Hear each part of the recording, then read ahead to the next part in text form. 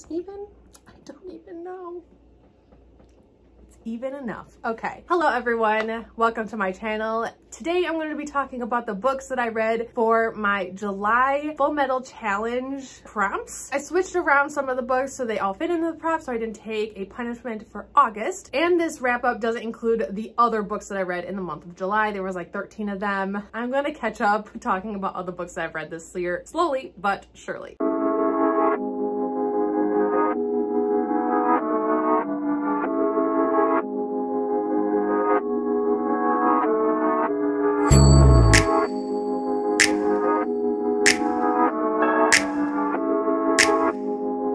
We are going to get right into it, and here we are. The first book I read for the first prompt, which was to read a middle grade, was a series of unfortunate events by Lemony Snicket, and this is the first book, The Bad Beginning. This series is super popular. There's a whole book series. I think there's 13 books. There was a movie. There's a TV show on Netflix. So yes, but it follows orphans or children that became orphans, and they're just really bad luck. Like, they are truly 100% living a series of unfortunate events. So this is the first book. Really enjoyed it. I read the first like 25%-ish physically. Like, I opened the book and read the words physically, and then I read the rest of the book via audiobook while playing Stardew Valley. So here we are. The audiobook is really cool. It's full cast, including a narrator, has music and some sound effects. Some of the audiobook, I felt like the sound with all of it was a little, like, sometimes the music and sound effects were a little too loud to be able to hear the words being spoken to you, and you really had to like put things together sometimes. But the audiobook itself is really, really cool. The book is bizarre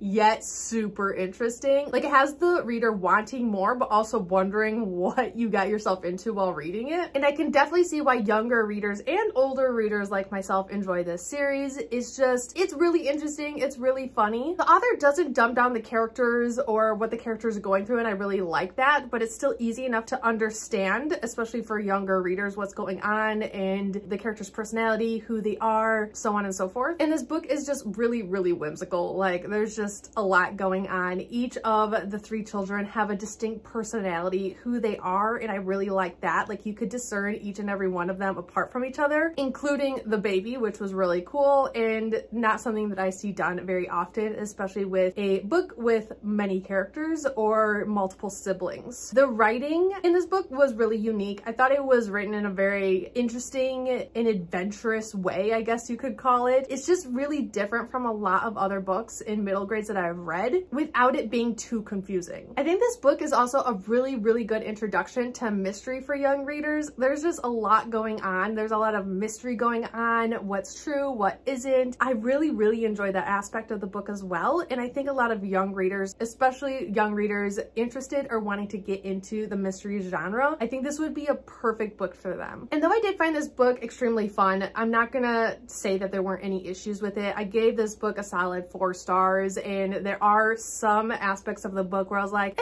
could they have done something a little differently? Like a grown man wanting to marry a 13-year-old. No, it wasn't for the 13-year-old herself. It was for the money that she had, but it was still a little sketch. It was still really uncomfortable, and it may confuse younger readers, and it may open up for conversations that they might not be able to have with adults around them. If it's something where they could have conversations with adults around them, I don't think it would be an issue of why that is wrong, like why that is uncomfortable and why it's written the way it is, because it's not romanticized. It's just written as this creepy guy wanting a lot of money. It's not about this guy wanting a young girl. It's about him wanting money, but there's still a whole conversation that needs to be had around that, especially if the young readers reading this book catch on. But besides that, I thought that the other issues were handled really well. I really like that the author brought in difficult themes and topics that a lot of young readers may not have access to, or someone to talk about that with them, including grief and trauma and all the uncomfortable things that come with that. So I'm really, really happy that those tough topics were in this book and that they're being handled in this book in a relatively respectable way. So really enjoyed this first book. The next book that I read was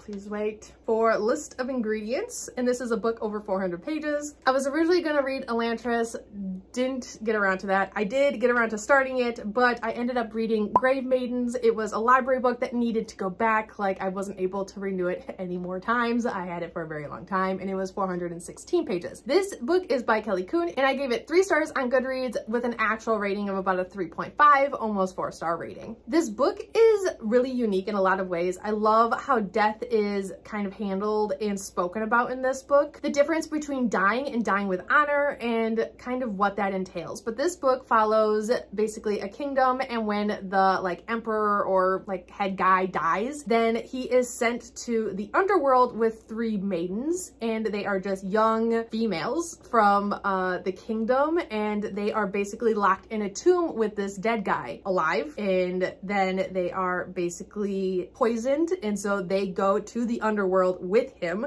so he doesn't go alone, and they are like his wives in the underworld or whatever. But it's basically just a really interesting system that this kingdom has, so the emperor head dude doesn't die alone. People always die alone. Like, when you die, you're alone, whether or not someone's in the room with you or not. But I thought it was really interesting. Like, these girls are like, oh my gosh, I'm dying with honor. And then we have the main character, and she's like, my sister was just told that she is going to be a maiden, a grave maiden, which basically means that for the time leading up to the emperor's death, I feel like it's the emperor, his title might be something different, but the emperor's death, just spoiled rotten. You get all the food you could ever want, you get paraded around until he dies, and then you are stuffed in a cave and murdered. So he doesn't go to the underworld alone. And so she's like, this is a bunch of bull shit. Like, she's like, this, it makes no sense. And so she does everything in her power to save her sister. And I really, really enjoyed our main character. Her sister was young and just, okay, she's only a year younger than her sister, but she's just so incredibly immature, and I couldn't stand her character. She's like, oh my gosh, yes, I'm going to die. I'm going to die with honor. And she's like, well, I'm gonna leave you alone, but you'll be fine. I'm ready to die. And I found so many issues with it because she was just really immature about the entire aspect. Our protagonist, Kamani, is... She goes to the kingdom because for a couple of different reasons. She is tasked with trying to save the emperor, which would in turn save her sister. If the emperor lives, her sister lives. And this book is just dripping with mystery and political intrigue. I loved that aspect of the book. It was really well written. Every time the reader guesses what's going to happen, Kelly Coon kind of gives us a different plot twist to either make you unsure or just to make you realize that your guess was just 100% wrong. I really liked not being able to predict what was going to happen next. A lot of YAs now, I feel like I've read enough that I can't predict what's going to happen next, but this book was different in that aspect. But in hand, there are a few things that I predicted and were correct about. So, I mean, I guess it kind of goes hand in hand. I think there were equal parts of me predicting what was happening and being right versus me being wrong. So it did keep me on my toes a little bit while reading. But yes, Nane is Kamani's little sister who has become a grave maiden. She is so incredibly immature. The entire book, how she treats her sister who's just trying to save her, just, it grinded my gears. Oh, I was just so mad. Though Kamani was also always being stupid, like always. Like, she needed to do what she needed to do to save her sister, but she was so stupid. Not to mention that she has a love interest that she's just like stringing along. She's basically like, I want to be my own woman. I want to be independent. I don't want to just marry and have a kid. Like, I want to be a doctor. I want to heal, which is fine. But as she's doing this, she's also stringing this poor guy around because she's like, I don't want to marry because I don't want to be held down, but I still want you in my life, and I will be jealous if you give anyone else attention that isn't me. And I didn't feel like that was fair. You can't string him along. Come on, you can't. And he's a sweetheart, and he would do anything for her. And she's just like, oh, maybe, maybe not. Oh, you want to marry me? Maybe, you know, I don't think I'm ready, but like, don't go anywhere. And she's like, girl, you gotta make up your mind. This poor boy is just shadowing you around. It's a very fine line between her stringing him along and her being independent for herself. And she's She's tightroping on that line, let me tell you. But yes, solid 3.5 stars. The characters weren't necessarily for me as a reader. I wasn't 100% invested in any of them, but they did have a lot of character growth at the end of this book, and I feel like they have so much room for improvement in book 2. But yes, I do plan on reading the rest of this series. Yeah, it was a solid YA book. It was a solid YA fantasy book that was unique in a lot of different ways. But I think it was just the annoying characters for me that were just like, gosh, I don't think I like you. But yes, Gravemaidens, really enjoyed it. Just a very middle ground book, but my enjoyment was up there for the majority of it. The next book was for Human Composition, which was to read a book with blue on the cover, or blue cover. For this one, I read Blue Flag Volume 3 by Kaito, and I'm not going to say a whole lot about this because it is Volume 3. I recently read Volume 4, if I'm not mistaken. I want to say yes, Volume 4. But for this one, I read Volume 3. Another library book that I needed to get back, hence why the books I read for July for the Fullmetal challenge wasn't the books I said I was going to read. So bear with me. But I read Volume 3 of Blue Flag. This is a heartwarming yet very tough manga, and I am invested in these characters. I am really, really invested. And this is a like love square manga, high school contemporary love square thing going on, but it is basically a book about this girl who thinks she's in love with this guy, and so she gets his friend to basically help her with this guy, but the guy has a crush on the guy she is having help her get to know and be with the second guy. So yeah, it's very confusing. And then her friend also likes her. So it is a LGBTQ plus queer manga where girl A likes boy B, has boy A help her get to know and be with boy B, but boy B likes boy A, and her best friend, girl B, likes her, girl A. Makes sense? Probably not. It's fine. Volume 3, I feel like a lot happened and nothing happened at the same time. I think this was a very, we are going to work on the character development and kind of the past and who each character really is kind of volume. So a lot of big things didn't happen. Some big things did happen, but not as much as I feel like it did in volumes 1 and 2. But this manga really does deal with a lot of really hard-hitting topics and themes, like grief, loss of parent, being queer, bullying, like anything you could imagine happening in high school that's negative or positive. This book is very heartwarming a lot of times, but it's handled in this manga. And I think this manga does a very fantastic job at balancing the heartbreaking and the heartwarming. So you're never feeling one or the other for too long. When you have a really heavy chapter within one of the volumes, it's usually followed up by a fluffy, lighter, heartwarming chapter, and then it bounces you back to the heartbreaking stuff. So it's very much a balance that I think is done really, really well in this manga. And I will be talking about this manga series later in the year because I'm going to be doing something particular with the manga I'm reading this year at the end of the year. So I will be talking more about Blue Flag down the road, but you'll just have to wait for that. But I really, really enjoyed this manga series so far. And I think this one I gave 4 stars. So this particular volume I gave 4 stars. I really, really enjoyed it. So far, this manga has been like just a solid 4-star for me. And I just read volume 4 and it did start getting a little bit more intense or deep, and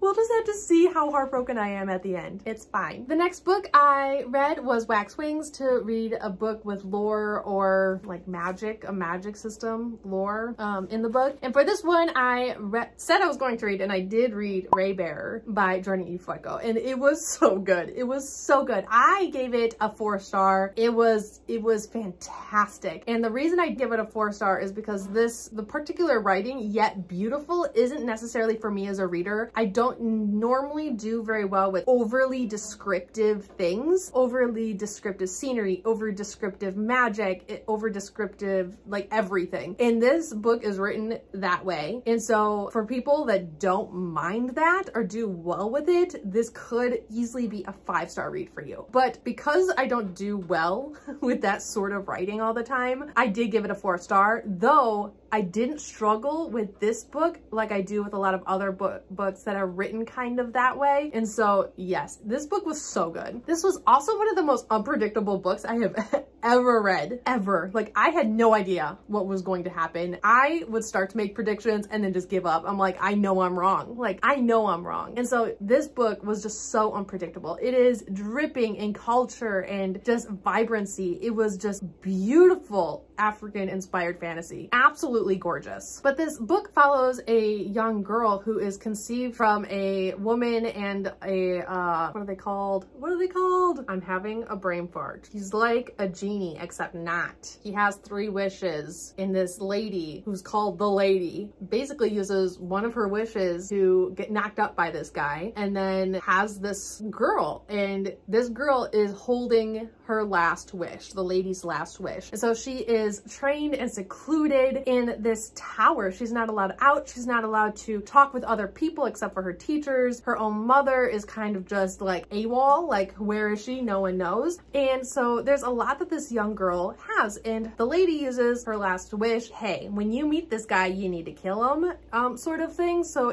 you go in thinking it's going to be like a hate to love kind of thing. Doesn't go that way. Everything you think that this book is going to do or go doesn't do or go where you think it was going to. And I love that aspect of this book. It was just so good. And so we have our main character, and she is just struggling. She is struggling. Oh my gosh, but it's beautiful. It's beautiful. This book has a lot of political intrigue because it is about this kingdom who is trying to take away everyone's individuality, but at the same time trying to bring everyone together while pushing them away. It's very, very complex, but it was so well done. One of the strongest aspects of this book was the lore that was built around the world that was built within this book. Like, the lore and world building were fantastic. The characters were fantastic, and the way they were all weaved together and built upon each other, absolutely amazing. Our main character, she is strong, she is independent, she's had to be. The way she is raised, she has had to be, but she is also so damn compassionate and loving. She has so much love to give, but she's never been in a predicament or a environment where she could do so. And so when she is, we're learning with her how she's going about doing that while also trying to make it so her like curse / wish doesn't come true. The way everything was juggled within this book was masterfully done. It was masterfully written. I also like that this book started off when the main character was younger, and then does a little time jump of like a year or two, and then does a little time jump of a year or two, or like 5 years or something like that. And so we start off when the main character is younger, when this all started for her, and it works up to what I would call present. I thought that was really unique. Like, we don't see that in a lot of books these days, where we see the young character for a good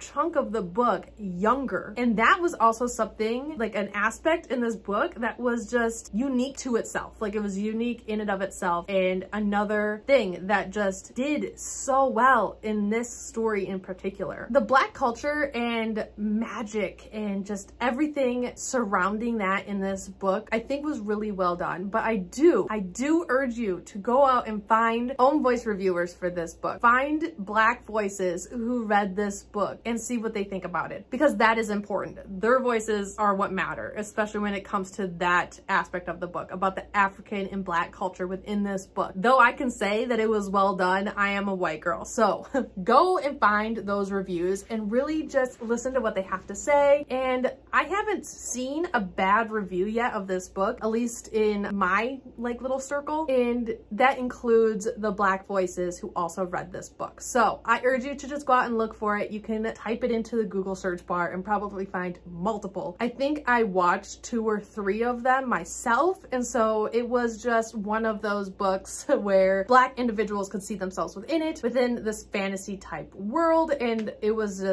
beautiful. It was magical, and I urge everyone to read this book. I am so behind. There have been so many people that told me I needed to read this book, and I just kept putting it off because I put off like 90% of my books, but I finally read it. I did good. And book 2's coming out, and I'm just ready. Okay, last book. The last book was Keep Moving Forward, and that was to read a book with a main character or a character with a disability, so some sort of disability rep, whether it be physical or mental or so on. And for this one, oh, I have this one. For this one, I read Things Not Seen by Andrew Clements. There we are. By Andrew Clements. This follows a boy who wakes up one morning and he's invisible. Like, he cannot see anything. And then he is basically stuck at home. And then one day he's like, I'm gonna go to the library. The library is like my safe place. And that is where he meets a young blind girl. I think she's like a year older than him, if I'm not mistaken. And so goes about that friendship as well. This book has been marketed in the past as a middle grade, but I really do think it's more of a like a short, it's 250-ish pages, a short YA maybe. Both characters are in high school. It is written with some like bigger words, vocabulary, verbiage, whatever you want to call it. There's a lot of science terms in here that may confuse younger readers, but I did think that the topics dealing with a girl who was blind was just really, really well done. And this is a girl who I think she has been blind for 2 or 3 years. It's not something she's lived with her entire life, and she's dealing with it in her own way. She doesn't like the stupid comments or questions that come with her being blind. She talks about the friends that she's lost. Everyone's uncomfortable around her. She uses sarcasm as a defense mechanism. She finally found someone, Bobby, who is invisible and has an issue of his own, and this is a perfect opportunity for her to be useful to someone else. And it was just so beautifully done. I thought that representation was so good that even years after she's been dealing with being blind, that she's still struggling with it, that she's still learning how to live. This is her new life. And it was just something that I don't think is always handled very well, but Andrew Clements did a fantastic job. There's a small scene in this book before Bobby and Alicia even meet where he wakes up and he can't see himself and he has trouble,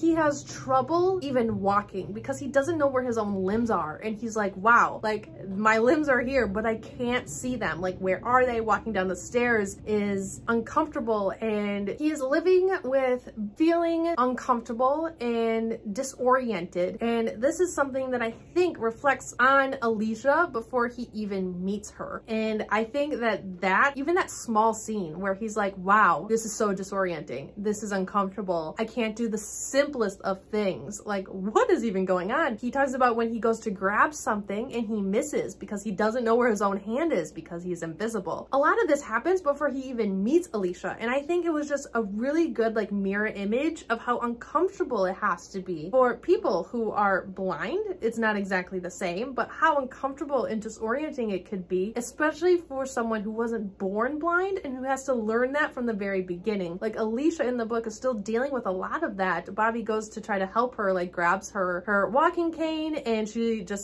like shakes her head no. Like, they're both learning together what's acceptable, what's not. Bobby has some ignorant questions and how he goes about asking those and how she goes about answering them. And it was just a really good book to show two individuals dealing with their own thing but still trying to learn about each other and what's acceptable for each of them. This book, I was reading some reviews. Bobby is invisible, and so he can't just wear clothes out and about because then it would just be a floating t-shirt and jeans. Like, that is weird. And his dad is like, we can't tell anyone about you because then the government will come and take you away and probably send you to a testing lab, which probably would happen, let's be honest. I have read and watched enough sci-fi and fantasy that would definitely happen. This book does have Bobby for a good part of the book. He's just naked. Like, he's just naked, and it deals with that. And a lot of reviews on this book were like, does no one find it weird that it's a teenage boy around this teenage girl and he's just naked? But Andrew Clements doesn't write it in an inappropriate way. Like, it is written like Bobby needs to do this, otherwise he is stuck in his house, unable to get out. He is alone, no one to talk to. And it is written where Bobby is uncomfortable. Like, this is a means to an end, and the end is not banging a girl. Like, it is to get out and socialize and try to figure out how to get back to normal. Like, Andrew Clements doesn't, one, make it inappropriate, ever. Like, if anything, he makes it so Bobby is uncomfortable, but still has an end goal of getting his life back on track. And so I don't think that it was done in an